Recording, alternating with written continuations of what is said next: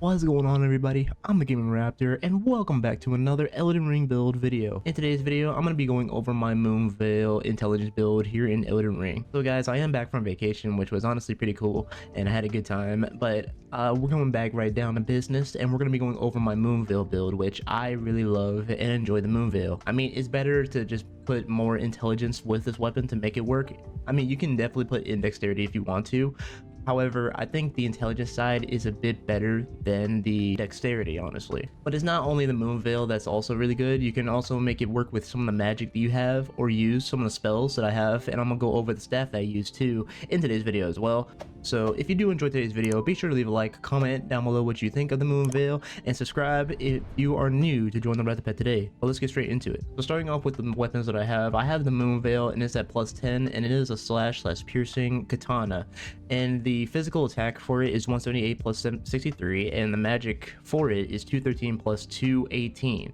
Now, you'll have to know that the magic itself is a bit better than its physical damage, so you wouldn't want to go more into dexterity with this weapon. You mainly will want to go more into intelligence, since it's way better for intelligence in my opinion.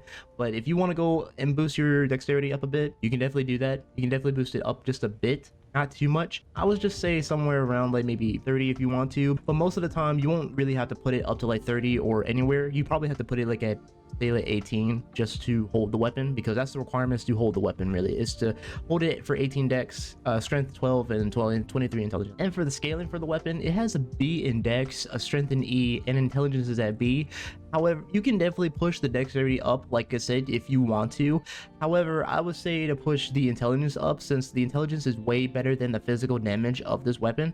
So it's better to just go more intelligence than dexterity if you're trying to really play with the Moonveil. And the Moonveil itself does have an Ash of War, which I will show you guys right here. This is what it looks like. So it's like a stance in a way. It's called Transient Moonlight. That's what it's called. So you have a bit of a moveset you can use with this. So you can go for the light attack, which is like this.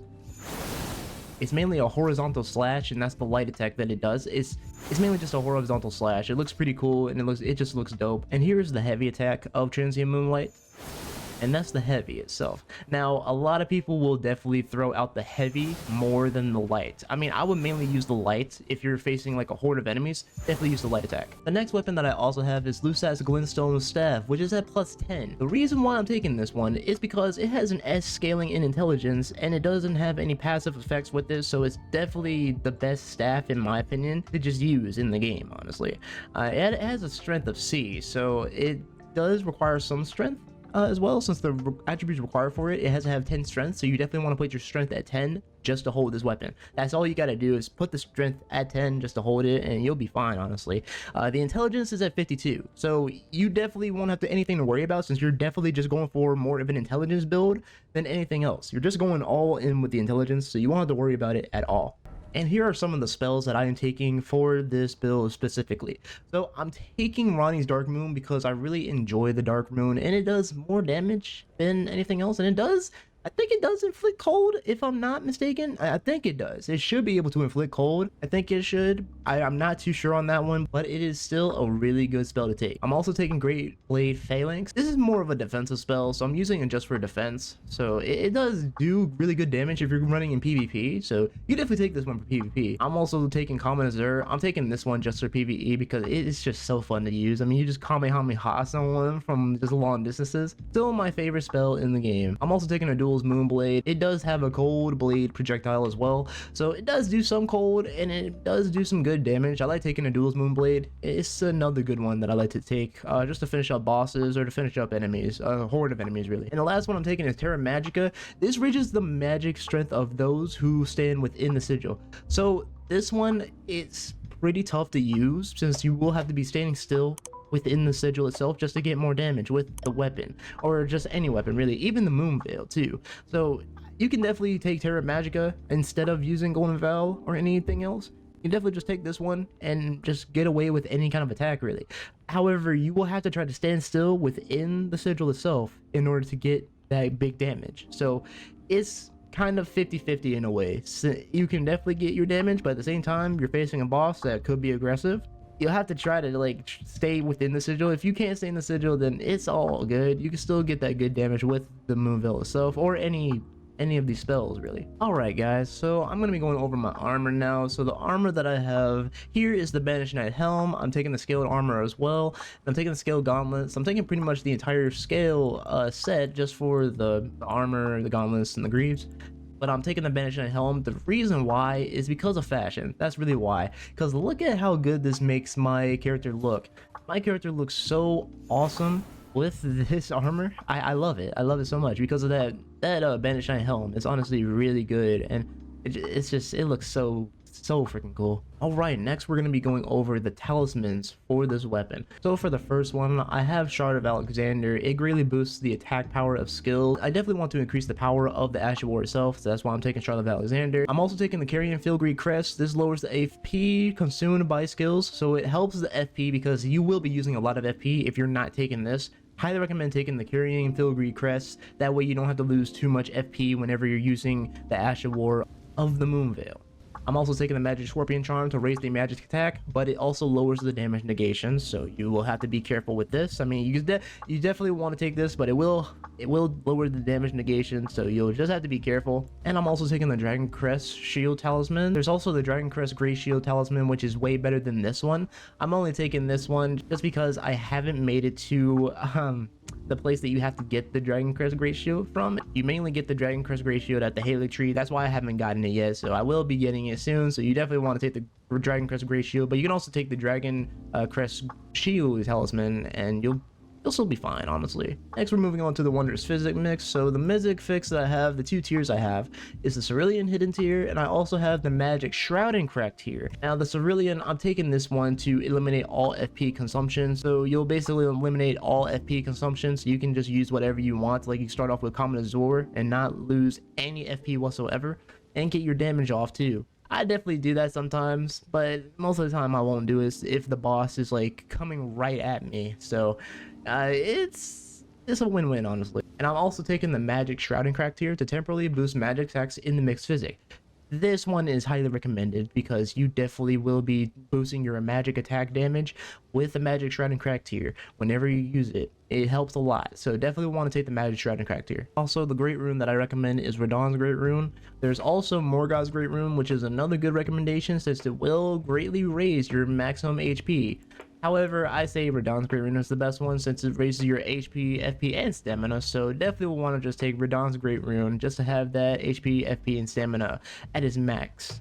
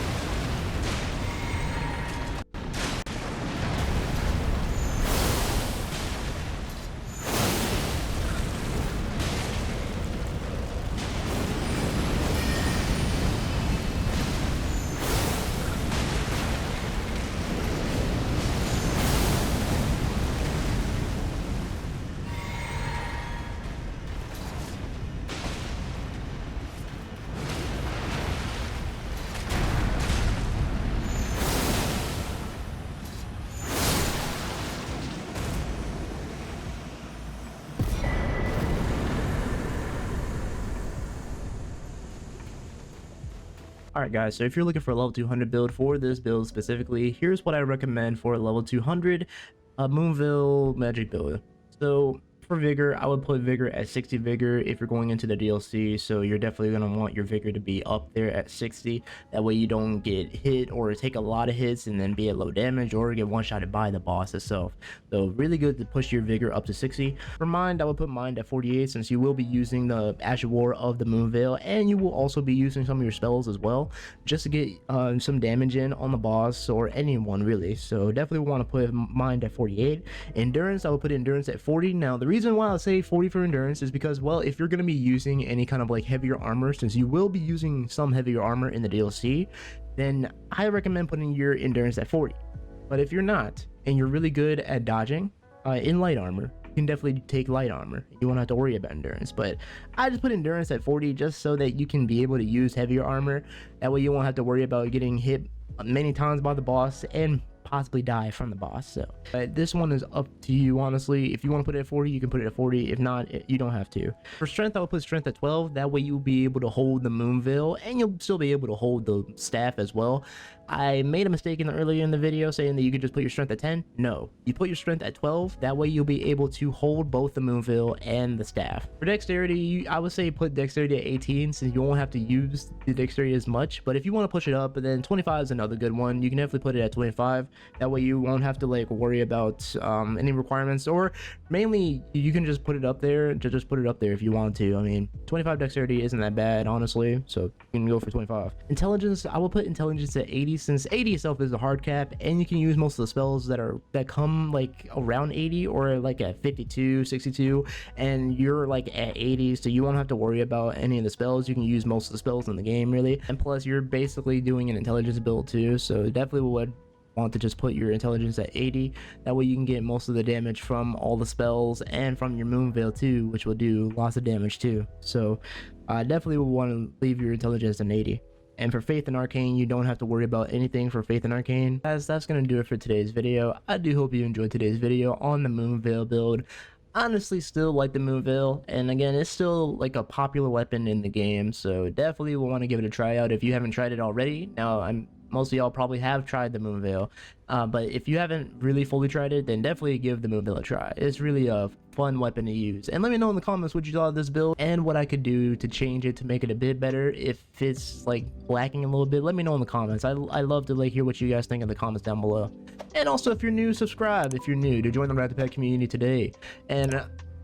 And let's get this video probably to like 20 likes if we can, guys, to push it out there to YouTube. 20 likes for the video, please. But yeah, guys, I'm super tired because of just that whole vacation of getting back. It was crazy.